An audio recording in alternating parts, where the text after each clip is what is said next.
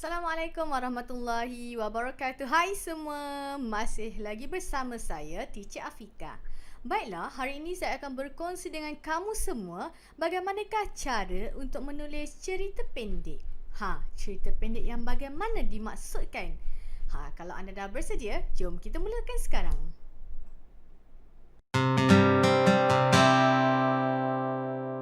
Tajuk cerita pendek kita pada hari ini ialah perlumbaan antara sang arnab dan sang kura-kura.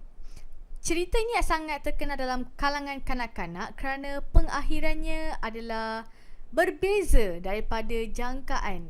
Tak sama macam yang dijangkakan. Okey. Pada hari ini anda berpeluang untuk belajar menulis pengakhiran kisah perlumbaan antara sang anak dan sang kura-kura menggunakan isi-isi yang disediakan. Tetapi sebelum kita belajar, kita mulakan untuk menulis cerita pendek ini, ada 3 perkara yang perlu anda ketahui dan faham terlebih dahulu. Yang pertama adalah tentang panjang karangan.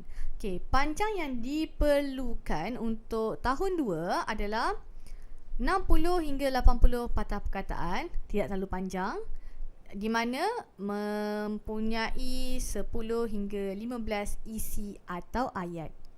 Yang kedua, penggunaan kata hubung.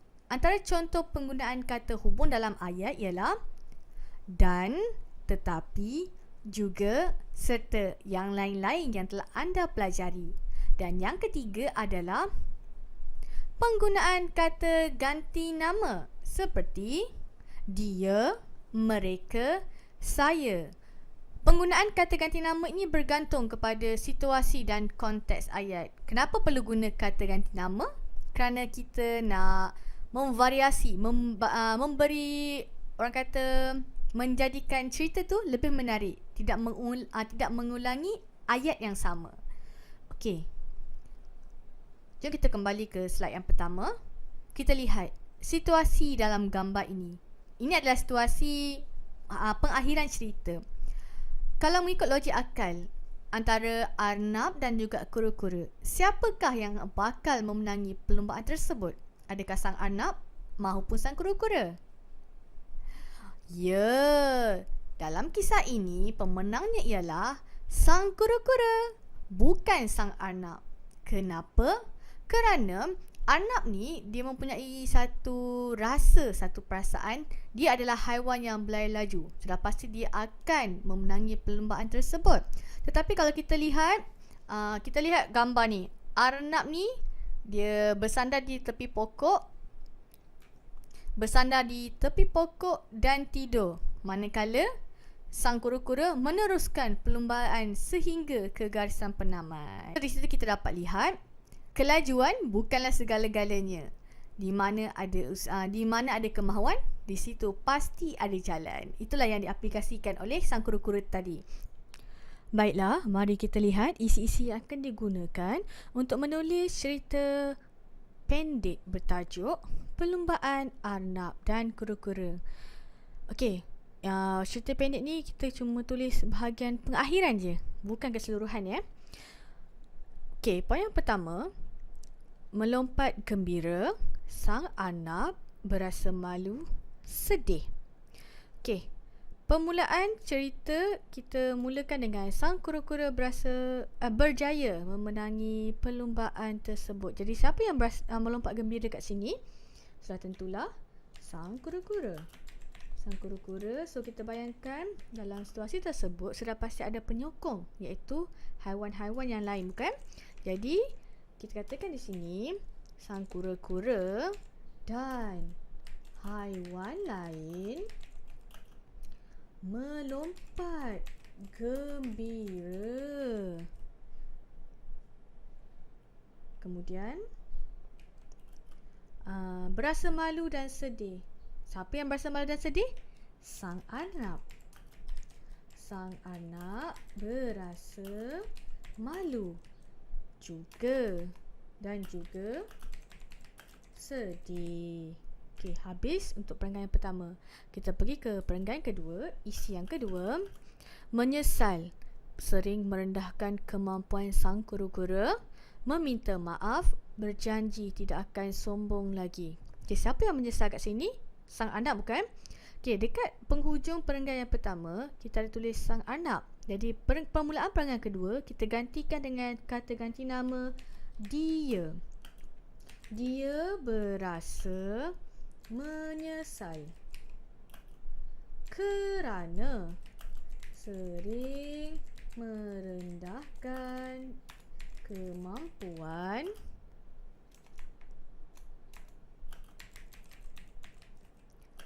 sang kura-kura.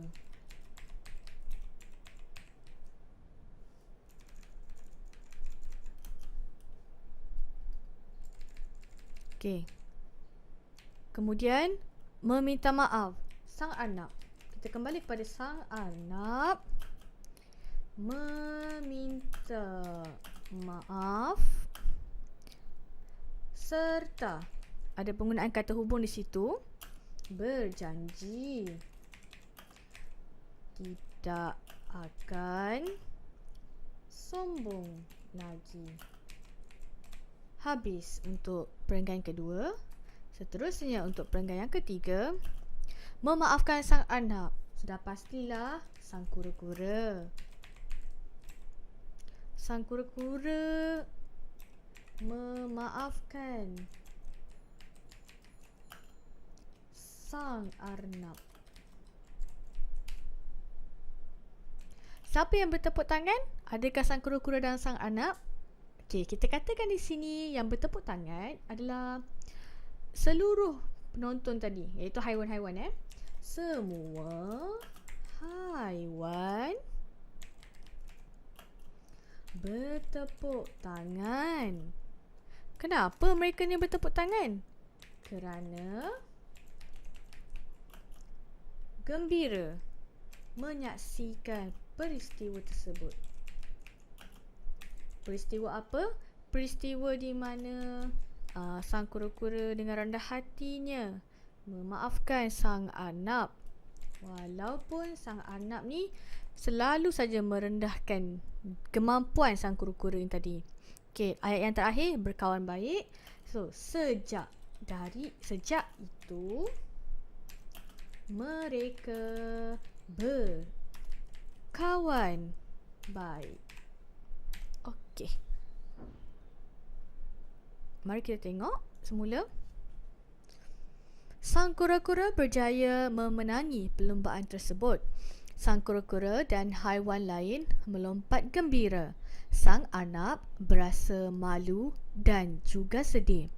Dia berasa menyesal kerana sering merendahkan kemampuan sang kura-kura. Sang arnab meminta maaf serta berjanji tidak akan sombong lagi. Sang kura-kura memaafkan sang arnab. Semua haiwan bertepuk tangan, gembira menyaksikan peristiwa tersebut. Sejak itu, mereka berkawan baik.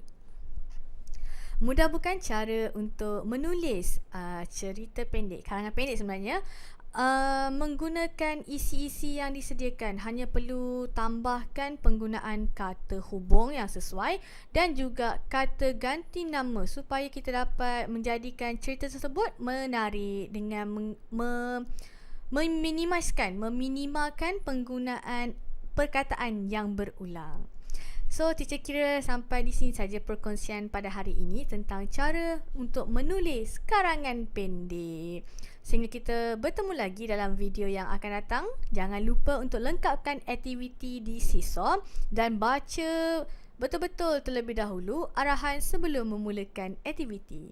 Sekian, wabillahi taufiq wal hidayah. Assalamualaikum warahmatullahi wabarakatuh. Bye.